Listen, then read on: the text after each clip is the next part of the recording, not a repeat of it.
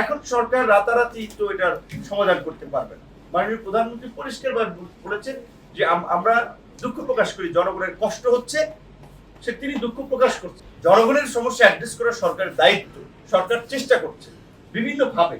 দিনগুলোতে অলওয়েজ সরকারের ক্রিটিক করে সিপিডির মতো সংগঠন কিংবা ক্যাবের মতো সংগঠন, তারাও এটা স্বীকার করছে যে আওয়ামী লীগের আমলে তড়িৎ সমাধানের জন্য তারা রেন্টালের নামে নীতি বহির্ভূত ভাবে জ্বালানি আমদানিতে অনুমোদন দিয়ে যে লুটপাট করেছে এবং দীর্ঘমেয়াদী টেকসই পরিকল্পনা থেকে দূরে সরে গিয়েছে, সেটা শেষ দিকে আওয়ামী লীগ কিছুটা আপনার ক্রাইসিস ফিল করেছে। ইন্টারিম গভর্নমেন্ট এসে কিছুটা জোড়াতালি দিয়ে চলেছে কিছুদিন, চূড়ান্ত তার মানে এই ব্যাধিটা বা চূড়ান্ত তার ড্যামেজটা বিএনপি আমাদের ফার্স্ট গভর্নমেন্টের সময় এটা ধরা পড়েছে।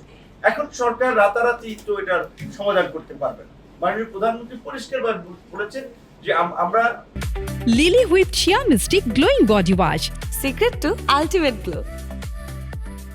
দুঃখ প্রকাশ করি, জনগণের কষ্ট হচ্ছে, তিনি দুঃখ প্রকাশ করছেন। কারণ হ্যাঁ ঠিক আছে, রাষ্ট্র পরিচালনা আপনারা তার উপর আস্থা রেখেছেন, জনগণের সমস্যা অ্যাড্রেস করা সরকারের দায়িত্ব, সরকার চেষ্টা করছে বিভিন্ন ভাবে। এখন এখানে আমি দেখেছি যে আমাদের বিরোধী দলের বন্ধুরা, তাদের উচিত ছিল যে দায়িত্বশীল জায়গা থেকে, আপনারা জানেন যে বিদ্যুৎ জ্বালানি নিয়ে সংসদে জ্বালানির সংকট সমাধানে বিরোধী দলের প্রস্তাবের প্রেক্ষাপটে প্রধানমন্ত্রী একটা কমিটি করে দিয়েছিলেন। সরকারি দল বিরোধী দল মিলে একটা কমিটি করেছে, সেখানে প্রস্তাব এসেছে এবং মাননীয় প্রধানমন্ত্রী বলেছেন যে এটা আমলে নিয়ে সরকার 10 বছরের বাংলাদেশি একটা টেকসই পরিকল্পনা দেবে। কারণ এটা একটু সাময়িক আপনার পদক্ষেপ নিলে আবার এই ক্রাইসিসটা থাকবে।